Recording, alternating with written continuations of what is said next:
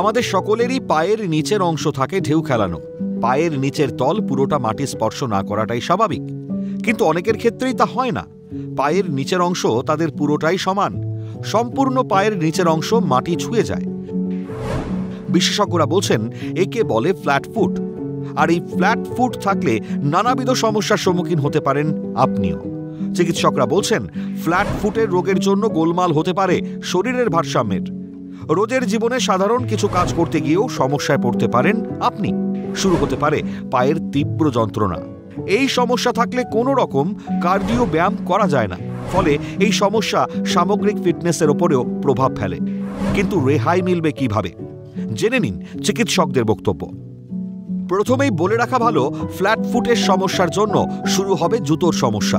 সাধারণ জুতো পরলে সমস্যা বাড়বে পায়ের, বাড়বে তীব্র যন্ত্রণা, মুশকিল হবে ভারী শরীর চর্চা করাও। এক্ষেত্রে শরীর চাঙ্গা রাখতে সাঁতার কাটা, সাইক্লিং ও যোগাসনের মতো হালকা ব্যায়াম করতে পারেন। সময় নষ্ট না করে চিকিৎসকের পরামর্শ নিন।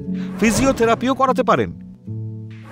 টো কার্লস, টাওয়েল স্ক্র্যাঞ্চেজের মতো পায়ের ব্যায়াম নিয়ম করে করলে রেহাই মিলবে ফ্ল্যাট ফুটের সমস্যা থেকে। তাই ফ্ল্যাট ফুটের সমস্যা নিয়ে দুশ্চিন্তা নয়, বদলে ফেলুন জীবনযাপন।